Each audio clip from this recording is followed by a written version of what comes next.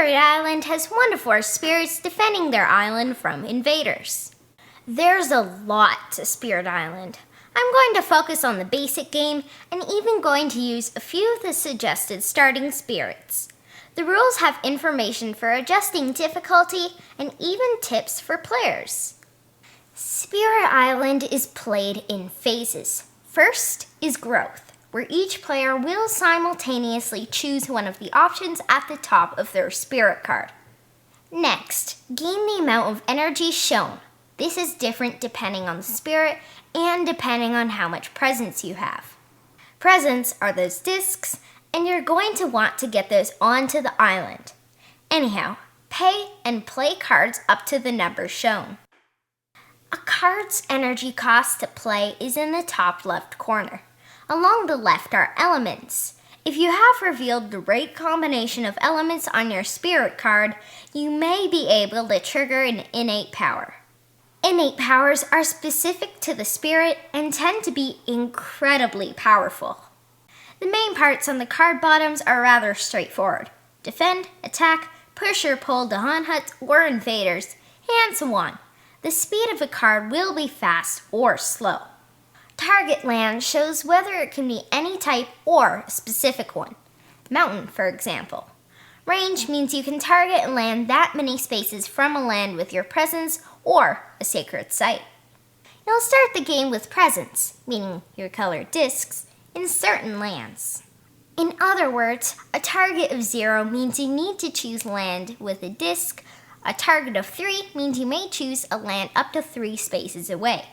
The speed comes into play during the phases. Once every player has played a card, fast powers are activated. Next, invaders go. If the Blight card has flipped, resolve the instructions. Next, resolve a fear card. If you've generated enough fear by destroying invader towns and cities, or through cards or innate powers, you will be able to resolve an earned fear card. These are very powerful and usually helpful. You resolve the fear effect of your current terror level. Once enough fear cards have been drawn, you'll reach a new terror level. Terror levels also affect the win conditions, making it easier to win the longer you survive. Invaders have 3 actions, and the cards will come out from right to left, but they resolve left to right. To ravage, deal damage. 3 points for each city, 2 points for each town, and 1 point for each explorer. Every 2 points of damage destroys a Dahan if present in that land. Extra damage goes to the land. 2 points of damage to the land deals Blight. If you had presence in that land, Blight removes presence from the game. If there's already Blight, add Blight, then another to an adjacent land. This can trigger multiple times, so be sure to manage Blight. If Dahan survive this whole battle, each deals 2 damage back to the invaders. To build, put a town in lands with an explorer. If the land already has a town, or has more towns than cities, build a city instead. To explore, put explorers out in lands that are adjacent to a town, city, or ocean. Once all cards have been resolved, slide them left and put out a new explorer card. If you are unable to draw a new one, you lose the game. After the invader phase, activate slow powers, if any, and discard all cards played during your turns. Ready the board, then move to the growth phase. Repeat the phases until the game ends. Not only can you lose by being unable to draw an invader card and blight effects, but you can also lose if a spirit's final presence disc is removed from the island. In addition to trying out other spirits, you have the thematic map, which is a twist on the standard side. Instead of having each board being balanced, the terrain is designed to be realistic. You can also try scenarios, which can affect difficulty, change up a few rules, and so on. Finally, there are adversaries, which are based on real countries and the way they explored and colonized. Play cards, perform actions, and keep your island from being completely overrun. That's Spirit Island. Spirit Island needs to be played on a dining table. The central boards take up a lot of space, plus you have the other boards, bits, and so on. Save this for weekends. Our average games take 2.5 hours, including setup and takedown. There's a lot of reading and symbols, plus there's the tactics and strategy, and high difficulty. I'd guess 10-year-olds, if they're experienced gamers and strong readers, would be fine. Our first game of Spirit Island was a bit of a disaster. We play and enjoy heavy Euros, my parents play war games, and we love co-ops, but this crushed us. We chose 3 of the suggested spirits, but we didn't feel like they clicked.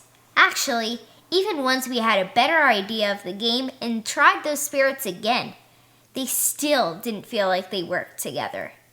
Anyhow, in our second game, I was adding presence and defending, Mom handled most of the offense, and Dad was spreading lots of fear. We made it to our last invader and fear cards. Could we generate enough fear to survive, or would the invaders take over the island? We had to be creative, but we managed to hang on. Barely. I love Spirit Island's theme. Instead of you expanding and exploring and settling, you're trying to prevent others from doing that. This feels very unique. I've played games where you're defending, ANZ, Australia, war games, and so on, but nothing like this. Aside from Straight Masters, I don't think I've ever seen this many variable gameplay items in a box. You have all those spirits, and the thematic map, and the scenarios, and the adversaries, plus the actual game, which will be very different. Now that doesn't mean what you're doing during the game is different, but still. If you or anyone in your group has analysis paralysis, AP means you freeze when you need to make decisions, skip this. I mean it. My mom had a lot more AP than usual during our plays. There's a lot going on, but the symbols are easy to remember. Kind of. And the game flow clicks pretty quickly. I wish the references were bigger, single-sided pages. Why do companies keep giving us a couple of double-sided cards? It's so much faster with one organized page. Thankfully, the rulebook is really good. It's easy to learn from, and also check whenever you have a question during the game. I mentioned that it has tips, and that's not just for beginning players, but also for experienced ones who want more difficulty. The play sequence is pretty cool. It reminds me of a slower version of what happens in an RPG. It's like all these things are happening and changing the game state. Whether that's a good thing or not is up to the player, but it's a neat idea. The components are okay at best. The board colors on the thematic map are too close, and the borders are hard to see. The blight is very difficult to pick up, the Dahan huts aren't much better, and the explorers fall over too easily. It's kind of weird that we're supposed to be working with the Dahan to protect the island, but they don't seem to care that they're being invaded. Oh no, the invaders are building cities all around us. I guess we'll just sit here until they're right in front of us. For the most part, they won't fight back unless we put them with invaders.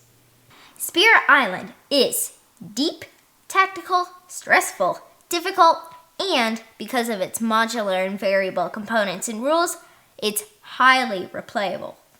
After my first few plays, I was like, this is in my top 10 or 15 games.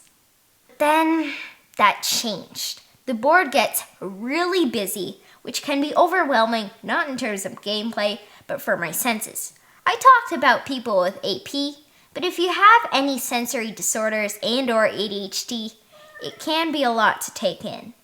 Also, we have no problems with long and challenging games.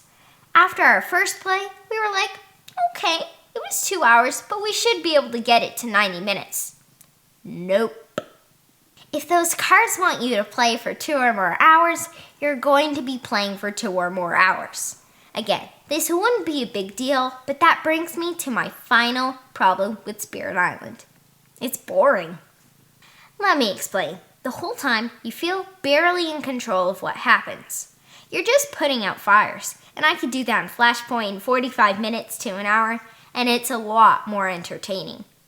Whenever things do get exciting, things slow down when you refill the board, or your cards were unable to trigger, or you had to read and check the fear card, or... This game is just a few seconds of doing something interesting that you control, and then minutes and minutes of doing something that the game needs you to do. I've reviewed and recommended many co-ops, like Street Masters, Aeon Zen, The Walking Dead New Sanctuary, Flashpoint, Kitchen Rush, and so on. Check out some of those videos and pick up one of those games instead.